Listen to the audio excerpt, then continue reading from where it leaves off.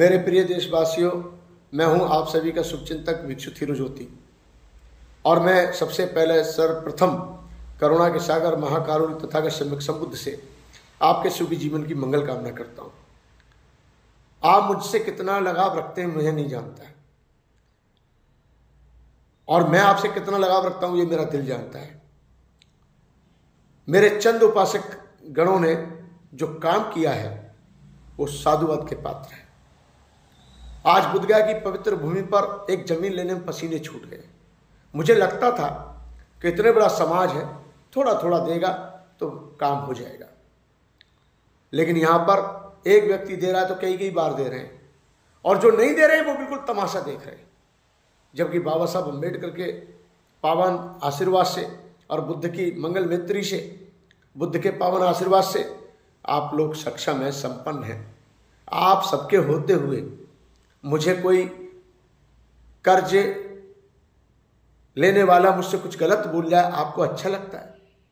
मैं कितना पीड़ा से जी रहा हूं, आपको कभी एहसास है?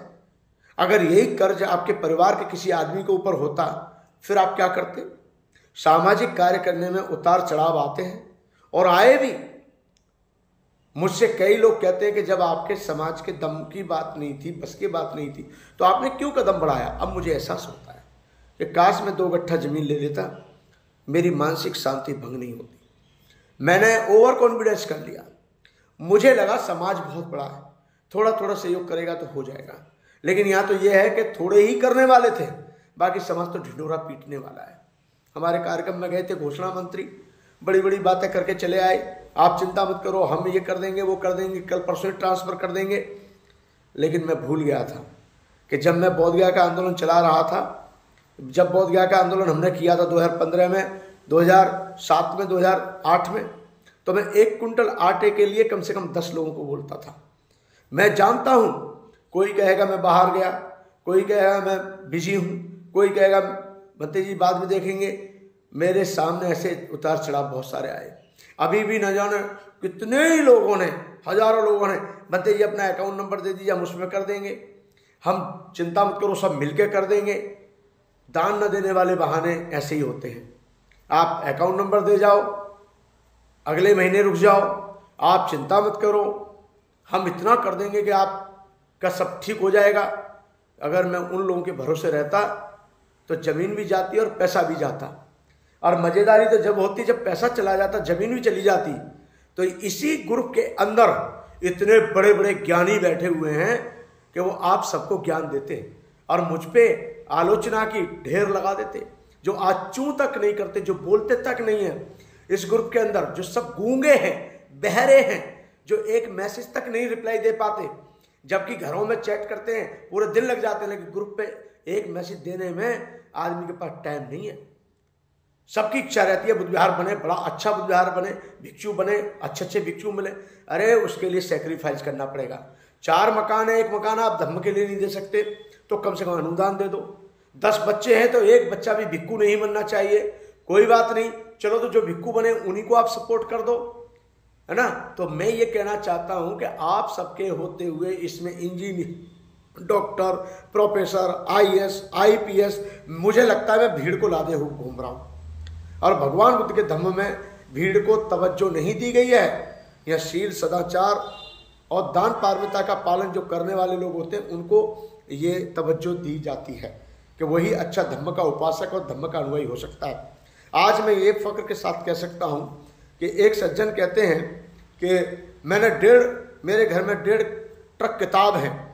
बिल्कुल हो सकती है आपके घर में लेकिन एक छोटी किताब नहीं है आपके पास जिसमें लिखा है दान पारमिता। और दान पारमिता की किताब आप पढ़ भी नहीं सकते हो। दान पारमिता की किताब पढ़ रहे हो तो आपको दान देना पड़ेगा, इसलिए दान पारमिता की किताब क्यों पढ़ेंगे? हमें तो सिर्फ ज्ञान देना है। तो रायचंद, ध्यानचंद, करमचंद, रायचंद बहुत है, ज्ञानचंद बहुत है, लेकिन करमचंद को पीड़ा होती है, करमचंद को झेलना पड़ता है, जैसे कि मैं झेल रहा हूं। और मेरे साथ कुछ चिंतित उपासक जिनको चिंता है बोधगया के कर्ज की, जिनको चिंता है बोधगया में बुद्ध विहार बने, उनको जिनको चिंता है कि हमारे भंते जी के ऊपर जो कर्ज जल्दी से मुक्त हो जाए, वो लोग चिंता करते हैं। बाकी तो लोग तमाशा देखते हैं हमारे इस ग्रुप में।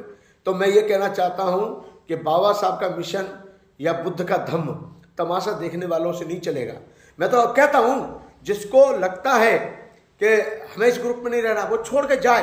पता तो चले कि ये लोग सहमत नहीं है कि बुद्ध के नाम पे दान दिया जाए, ये सहमति नहीं है कि बुद्ध विहार बोध गया में बने, ये सहमति नहीं है कि हमारा बोध गया बौद्धों के पास हो। उनका पता चलेगा कि ये सहमति नहीं है कि समाज के लिए कोई दान दिया जाए, तो ऐसे लोग इस ग्रुप में से कल जाते हैं वो आज निकल कर चले जाएं। मैं चाहता हूं इस ग्रुप में 100 ही लोग रहें, लेकिन रहें समर्पित, रहें अर्पित, रहें जागरूक, रहें एक ऐसे एक्टिविटीज करने वाले लोग जो सही में शोध कर सकें, सही में विचार कर सकें, सही में दान देने की भावना रख सकें, सही में समय का दान दे सकें, सही में बल का दान दे सकें, सही में बुद्धि का दान दे सकें। हमें तन से, मन से, धन से, मनोबल से साथ देने वाले लोगों की आवश्यकता है।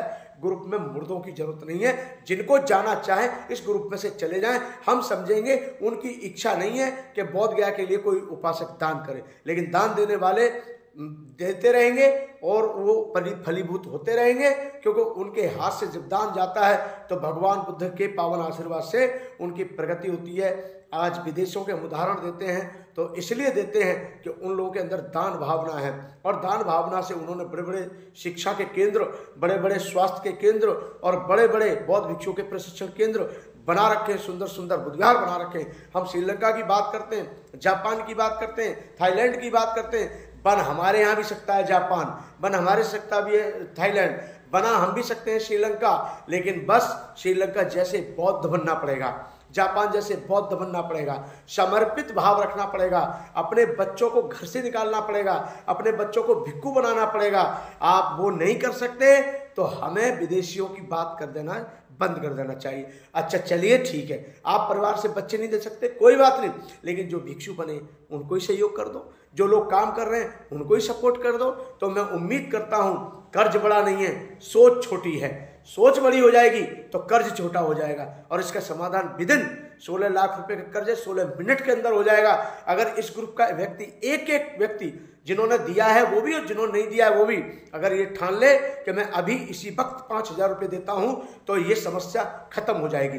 बाकी ये समस्या 5-10 साल तक चलती रहेगी। और रहा सवाल, अब मैं कोई कदम ऐसा नहीं बढ़ाऊंगा।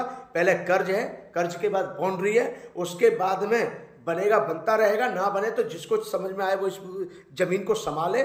मैंने कोई ठेका नहीं लिया, मैं बहुत भिक्षु हूँ, मैं बहुत परेशान हूँ, मैं बहुत पीड़ा झेल रहा हूँ। मैं चंद उपासक लोगों के ऊपर कब तक पोस्ट डालता रहूँ? ये मैंने बहुत बड़ी गलती की है लाइफ की।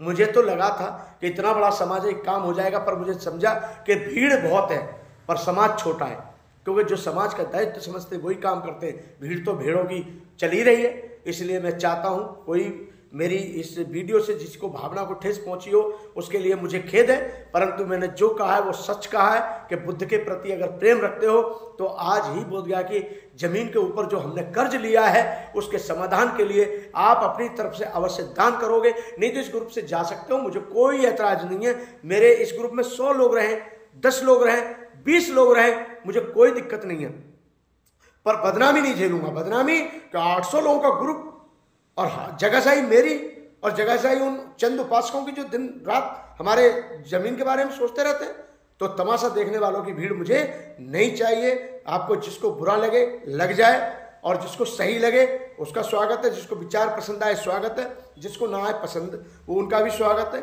ये जरूरी नहीं कि बुद्ध ने कहा है भोजन हिताय भोजन सुखाय। बुद्ध ने हजारों वर्ष पहले कहा है सबका कल्याण नहीं हो सकता।